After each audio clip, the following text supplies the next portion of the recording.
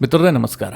ಮಿತ್ರರೇ, ಇರಾನ್ ವಿರುದ್ಧ ಅಮೆರಿಕ ಮತ್ತು ಇಸ್ರೇಲ್ ಮಾಡ್ತಾ ಇರುವಂತಹ ಯುದ್ಧಕ್ಕೆ ಟ್ರಂಪ್ ಅವರು ದಿಢೀರ್ ಅಂತ ಒಂದು ಟ್ವಿಸ್ಟ್ ಅನ್ನು ಕೊಟ್ಬಿಟ್ರು. ಈ ಮೊದಲು ಹೇಳಿದ್ರು 48 ಗಂಟೆಗಳಲ್ಲಿ ನಾವು ಭಾರಿ ಪ್ರಮಾಣದಲ್ಲಿ ದಾಳಿ ಮಾಡ್ತೀವಿ, ಹರ್ಮೋಸ್ ಜಲಸಂಧಿಯನ್ನು ಓಪನ್ ಮಾಡಿದ್ರೆ ಓಕೆ, ಇಲ್ಲದೆ ಹೋದರೆ ಇರಾನ್ನ ಎಲ್ಲ ವಿದ್ಯುತ್ ಸ್ಥಾವರಗಳನ್ನು ನಾವು ಉಡಾಯಿಸ್ತೀವಿ ಅಂತ ಟ್ರಂಪ್ ಎಚ್ಚರಿಕೆ ಕೊಟ್ಟಿದ್ರು. ಆ 48 ಗಂಟೆಗಳು ಕಳೆಯೋದ್ರೊಳಗಾಗಿ ಟ್ರಂಪ್ ಅವರು ಪುನಃ ಒಂದು ಹೇಳಿಕೆ ಕೊಡ್ತಾರೆ, ಇಲ್ಲ ಇದನ್ನು ನಾವು 5 ದಿನ ಮುಂದೆ ಹಾಕಿದ್ದೀವಿ. ಕಾರಣ ಏನು ಕೇಳಿದ್ರೆ, ಇರಾನ್ ಮತ್ತು ಅಮೆರಿಕದ ನಡುವೆ ಬಹಳ ಉತ್ತಮವಾದಂತಹ ಮಾತುಕತೆಗಳು ನಡೀತಾ ಇದ್ದಾವೆ, ನಾವು ಡೀಲ್ನ ಸಮೀಪಕ್ಕೆ ಬಂದುಬಿಟ್ಟಿದ್ದೀವಿ ಅಂತ ಟ್ರಂಪ್ ಅವರು ಉಲ್ಟಾ ಪಲ್ಟಾ ಸ್ಟೇಟ್ಮೆಂಟ್ ಕೊಟ್ಬಿಟ್ರು.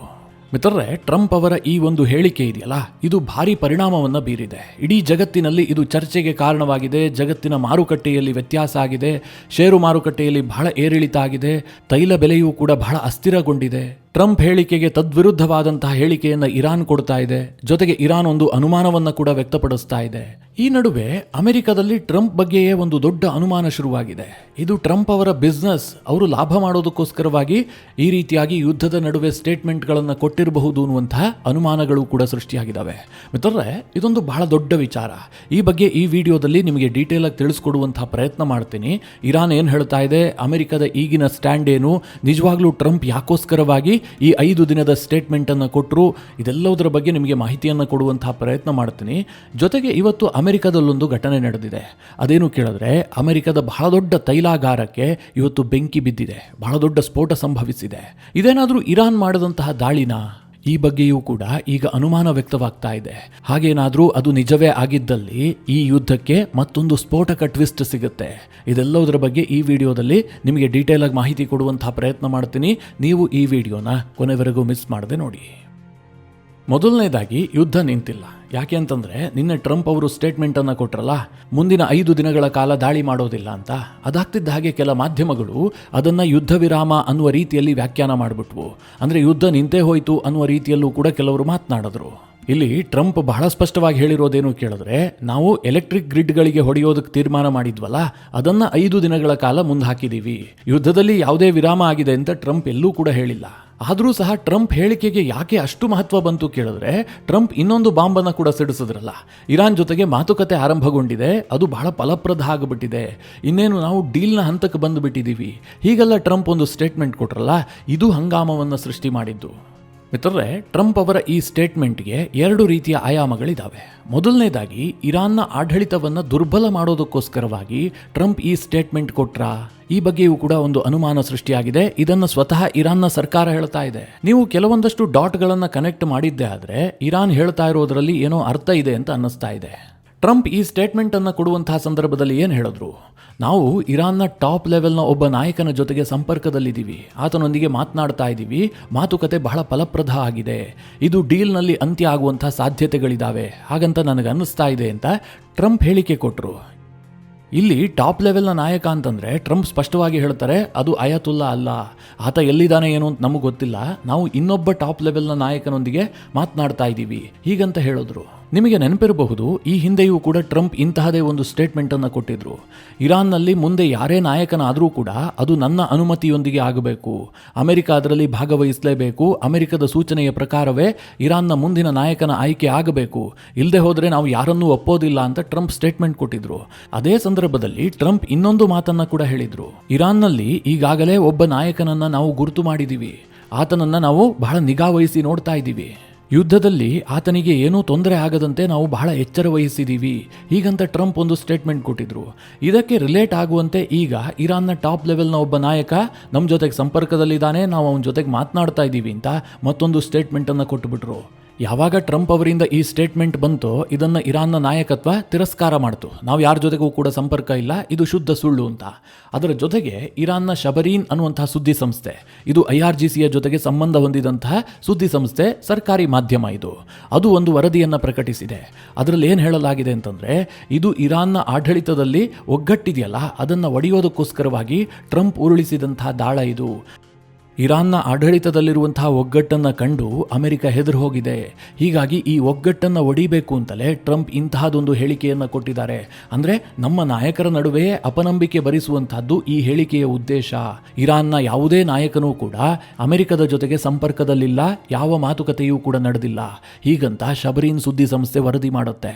ಮಿತ್ರರೇ, ಇರಾನ್ನ ಈ ವಾದವನ್ನು ಪೂರ್ತಿಯಾಗಿ ತಳ್ಳಿ ಹಾಕೋದಕ್ಕೂ ಕೂಡ ಸಾಧ್ಯ ಇಲ್ಲ. ಯಾಕೆ ಕೇಳಿದ್ರೆ ಅಮೆರಿಕದ ಸರ್ಕಾರ ಅನೇಕ ಗಾಸಿಪ್ ಸುದ್ದಿಗಳನ್ನು ಹರಿಬಿಡ್ತಾ ಇದೆ. ಅಮೆರಿಕದ ಅನೇಕ ಪತ್ರಿಕೆಗಳು ನಾನಾ ರೀತಿಯ ಕಲರ್ಫುಲ್ ಸುದ್ದಿಗಳನ್ನು ಪ್ರಕಟಿಸೋದಕ್ಕೆ ಶುರು ಮಾಡಿದವೆ. ಉದಾಹರಣೆಗೆ ಹೇಳಬೇಕು ಅಂತಂದ್ರೆ, ಇರಾನ್ನ ಸ್ಪೀಕರ್ ಇದಾರಲ್ಲ, ಮೊಹಮ್ಮದ್ ಬಗೇರ್ ಗಾಲಿಬಾಫ್, ಇವರು ಅಮೆರಿಕದ ಸರ್ಕಾರದ ಜೊತೆಗೆ ಟಚ್ನಲ್ಲಿದ್ದಾರೆ. ಈಗಾಗಲೇ ಒಂದು ಸುತ್ತಿನ ಮಾತುಕತೆ ನಡೆದಿದೆ. ಇನ್ನೊಂದು ಸುತ್ತಿನ ಮಾತುಕತೆಯನ್ನು ಪಾಕಿಸ್ತಾನದ ಇಸ್ಲಾಮಾಬಾದ್ನಲ್ಲಿ ಆಯೋಜನೆಯನ್ನು ಮಾಡಲಾಗಿದೆ. ಪಾಕ್ ಮಧ್ಯಸ್ಥಿಕೆಯನ್ನು ವಹಿಸ್ತಾ ಇದೆ. ಇಸ್ಲಾಮಾಬಾದ್ನಲ್ಲಿ ನಡೆಯುವಂತಹ ಮಾತುಕತೆಯಲ್ಲಿ ಇರಾನ್ ಸರ್ಕಾರದ ಸ್ಪೀಕರ್ ಆಗಿರುವಂತಹ ಮೊಹಮ್ಮದ್ ಬಗೇರ್ ಗಾಲಿಬಾಫ್ ಅವರು ನೇರವಾಗಿ ಭಾಗಿಯಾಗ್ತಾರೆ. ಹಾಗೆ ಅಮೆರಿಕದ ಉಪಾಧ್ಯಕ್ಷ JD ವ್ಯಾನ್ಸ್ ಮತ್ತು ಟ್ರಂಪ್ ಅವರ ವಿಶೇಷ ಪ್ರತಿನಿಧಿಯಾಗಿರುವಂತಹ ಸ್ಟೀವ್ ವಿಟ್ಕಾಫ್ ಇವರು ಕೂಡ ಇಸ್ಲಾಮಾಬಾದ್ ಸಭೆಯಲ್ಲಿ ಭಾಗಿಯಾಗ್ತಾರೆ. ಪಾಕಿಸ್ತಾನ ಇದನ್ನು ಹೋಸ್ಟ್ ಮಾಡುತ್ತೆ. ಪಾಕಿಸ್ತಾನ ಮಧ್ಯಸ್ಥಿಕೆಯನ್ನು ನಿಭಾಯಿಸೋದಕ್ಕೆ ಸಿದ್ಧವಾಗಿದೆ. ಈ ರೀತಿಯಾಗಿ ಅಮೆರಿಕದ ಪತ್ರಿಕೆಗಳೇ ವರದಿ ಮಾಡೋದಕ್ಕೆ ಶುರು ಮಾಡ್ತವೆ. ಮಿತ್ರರೇ, ಇದೆಲ್ಲದನ್ನ ಕೂಡ ಅಮೆರಿಕದ ಸರ್ಕಾರವೇ ಹರಿಬಿಡ್ತಾ ಇರುವಂತಹ ಗಾಸಿಪ್ ಸುದ್ದಿಗಳು ಅಂತ ಅನುಮಾನಗಳು ಸೃಷ್ಟಿಯಾಗಿದ್ದಾವೆ.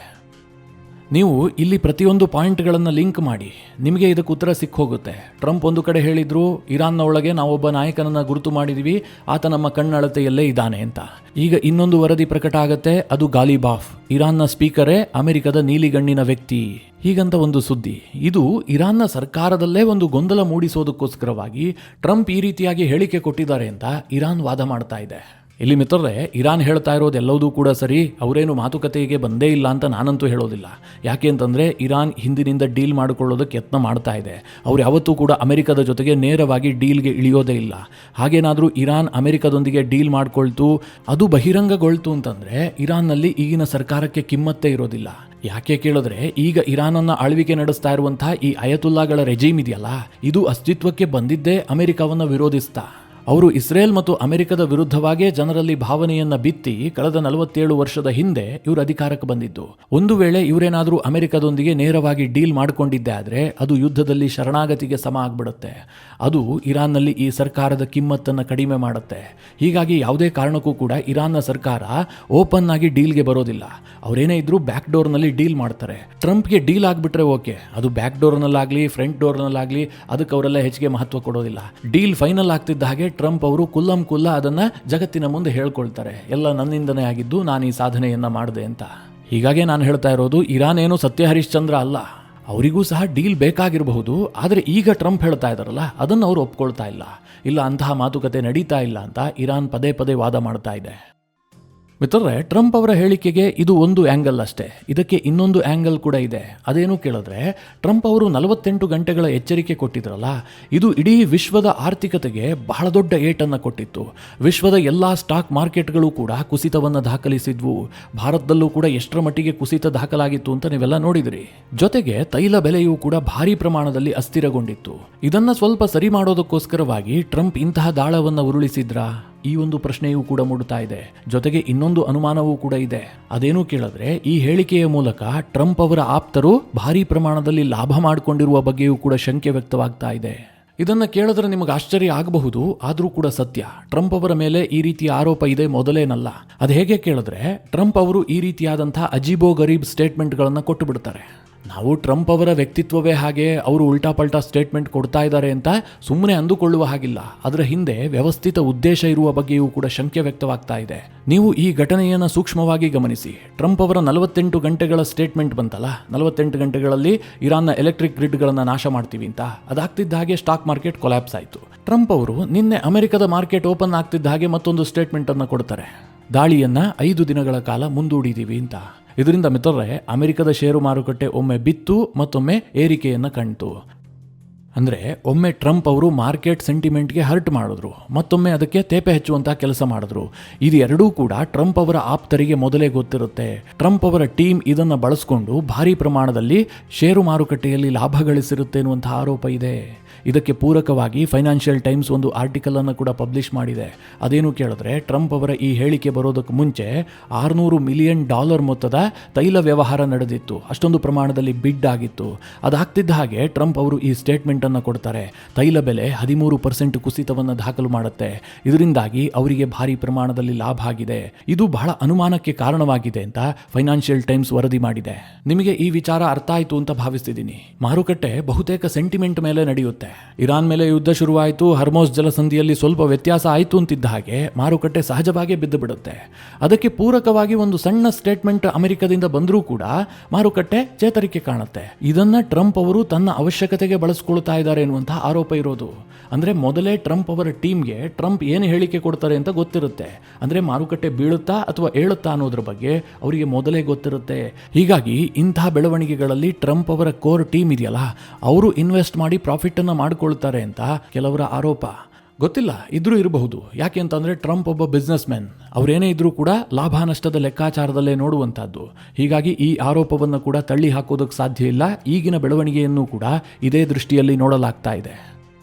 ಇನ್ನು ಮಿತ್ರರೇ, ಈ ಪಾಕಿಸ್ತಾನದ ವಿಚಾರವನ್ನು ನಿಮಗೆ ಹೇಳಲೇಬೇಕು. ನಾನು ಇನ್ನೆಯ ವಿಡಿಯೋದಲ್ಲಿ ಕೂಡ ನಿಮಗೆ ಹೇಳಿದ್ದೆ, ಪಾಕಿಸ್ತಾನಕ್ಕೆ ಇರಾನ್ನಲ್ಲಿ ರೆಜೀಮ್ ಚೇಂಜ್ ಆಗುವಂತಹದ್ದು ಸ್ವಲ್ಪನೂ ಇಷ್ಟ ಇಲ್ಲ. ಒಂದು ವೇಳೆ ಅಲ್ಲಿ ರೆಜೀಮ್ ಚೇಂಜ್ ಆಗಿದ್ದೆ ಆದರೆ ಪಾಕಿಸ್ತಾನಕ್ಕೆ ಭಾರಿ ನಷ್ಟ ಸಂಭವಿಸುತ್ತೆ. ಹೀಗಾಗಿ ಪಾಕಿಸ್ತಾನ ಆ ರೆಜೀಮ್ ಉಳಿದುಕೊಳ್ಳಲಿ ಅಂತ ಬಯಸ್ತಾ ಇದೆ ಅಂತ. ಅದಕ್ಕೆ ಪೂರಕವಾಗಿ ಈಗ ಸುದ್ದಿ ಬರ್ತಾ ಇದೆ, ಅಮೆರಿಕ ಮತ್ತು ಇರಾನ್ ನಡುವೆ ಪಾಕಿಸ್ತಾನ ಮಧ್ಯಸ್ಥಿಕೆಯನ್ನು ವಹಿಸ್ತಾ ಇದೆ. ಆಸಿಮ್ ಮುನೀರ್ ಟ್ರಂಪ್ ಜೊತೆಗೆ ಮಾತನಾಡಿದ್ದಾರೆ. ಹೀಗೆಲ್ಲ ಅನೇಕ ಸುದ್ದಿಗಳು ಬರ್ತಾ ಇದೆ. ಇದರ ಸತ್ಯಾಸತ್ಯತೆಯ ಬಗ್ಗೆ ಎಲ್ಲೂ ಕೂಡ ಖಚಿತಗೊಂಡಿಲ್ಲ. ಒಂದು ವೇಳೆ ಪಾಕಿಸ್ತಾನ ಇಂತಹ ಕೆಲಸಕ್ಕೆ ಕೈ ಹಾಕಿರಬಹುದು. ಇದರಿಂದ ಪಾಕಿಸ್ತಾನಕ್ಕೆ ಏನಪ್ಪಾ ಲಾಭ ಕೇಳಿದ್ರೆ, ತನ್ನ ಜನರಿಗೆ ಹೂ ಮುಡಿಸಬಹುದಲ್ಲ. ತಾನು ಕೂಡ ಗ್ಲೋಬಲ್ ಲೆವೆಲ್ನ ಒಬ್ಬ ಪ್ಲೇಯರ್. ಅಮೆರಿಕ ಮತ್ತು ಇರಾನ್ ನಡುವೆ ಬಹಳ ಗಂಭೀರವಾದಂತಹ ಯುದ್ಧ ನಡೆದಿತ್ತು, ಅದನ್ನು ನಾನು ನಿಲ್ಲಿಸಿದೆ. ಹೀಗೆ ಪಾಕಿಸ್ತಾನ ತನ್ನ ಬೆನ್ನನ್ನು ತಾನು ತಟ್ಟುಕೊಳ್ಳಬಹುದಲ್ಲ, ಅದಕ್ಕೊಂದು ಯತ್ನ ಮಾಡ್ತಿರಬಹುದು. ಆದರೆ ಪಾಕಿಸ್ತಾನಕ್ಕೆ ಒಂದು ವಿಚಾರ ಮಾತ್ರ ಸದಾ ನೆನಪಿನಲ್ಲಿ ಇರಲೇಬೇಕು. ಅದೇನು ಕೇಳಿದ್ರೆ, ನಾನು ವ್ಯವಹಾರ ಮಾಡ್ತಾ ಇರುವಂತಹದ್ದು ಟ್ರಂಪ್ ಜೊತೆಗೆ. ಟ್ರಂಪ್ ಯಾವಾಗ ಬೇಕಾದರೂ ದೋಸೆಯನ್ನು ಮಗಚ್ ಹಾಕ್ತಾರೆ. ಆ ಮಗಚ್ ಹಾಕೋ ಸಂದರ್ಭದಲ್ಲಿ ಪಾಕಿಸ್ತಾನ ಅಡಿಗೆ ಸಿಕ್ತು ಅಂತಂದರೆ ಪಾಕಿಸ್ತಾನ ಬೆಂದು ಹೋಗುತ್ತಷ್ಟೇ. ಈ ಯುದ್ಧ ಶುರುವಾಗೋದಕ್ಕೆ ಮುಂಚೆ ಟ್ರಂಪ್ ಒಮಾನ್ ಮರ್ಯಾದೆಯನ್ನು ತೆಗೆದಿದ್ದಾರೆ. ಈಗ ಪಾಕಿಸ್ತಾನದ ಸರದಿ ಇದ್ರೂ ಇರಬಹುದು, ಹೇಳೋದಕ್ಕೆ ಸಾಧ್ಯ ಇಲ್ಲ.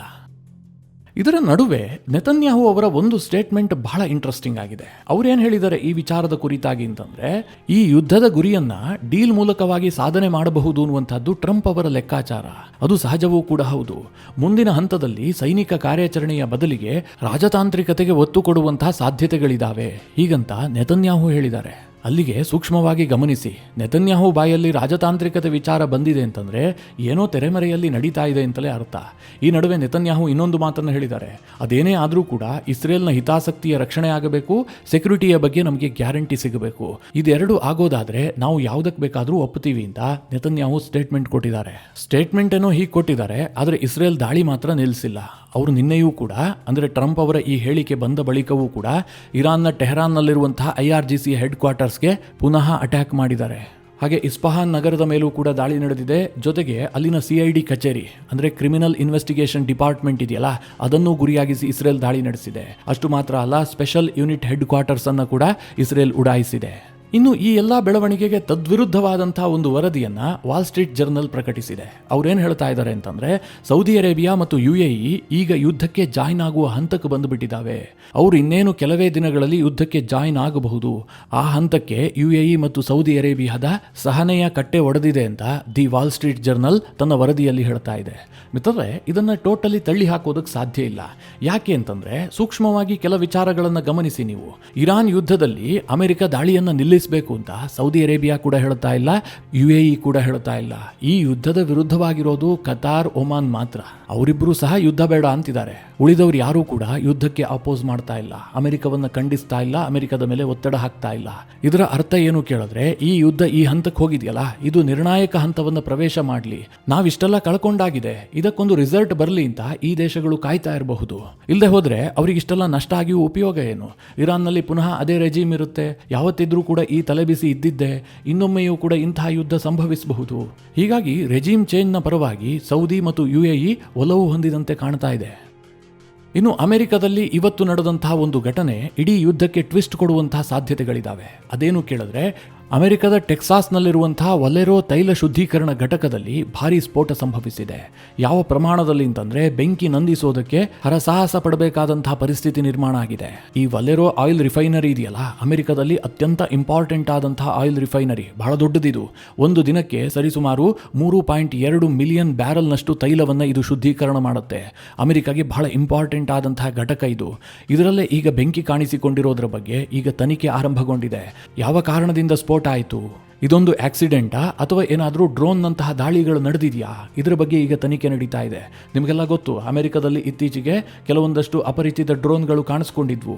ಅದು ಅಮೆರಿಕದಲ್ಲಿ ಭಾರಿ ಹಂಗಾಮಕ್ಕೆ ಕಾರಣ ಆಗಿತ್ತು. ಅದಕ್ಕೂ ಮುಂಚೆ ಅಮೆರಿಕದ ಮೇಲೆ ಡ್ರೋನ್ ಅಟ್ಯಾಕ್ ಆಗಬಹುದು, ಇರಾನ್ ಅಂತಹ ಸಾಹಸಕ್ಕೆ ಕೈ ಹಾಕಬಹುದು ಅಂತ FBI ಕೂಡ ವರದಿಯನ್ನು ಕೊಟ್ಟಿತ್ತು. ಇದೆಲ್ಲ ಆದ ಬಳಿಕ ಈ ಘಟನೆಗಳು ನಡೀತಾ ಇದ್ದಾವೆ.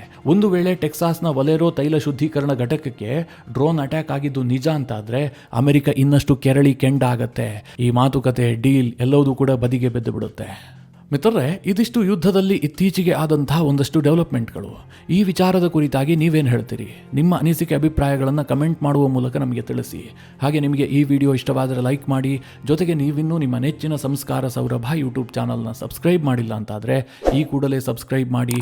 ಮುಂದಿನ ಎಲ್ಲ ಅಪ್ಡೇಟ್ಗಳ ನೋಟಿಫಿಕೇಷನ್ಗಾಗಿ ಬೆಲ್ ಐಕಾನ್ ಒತ್ತಿ.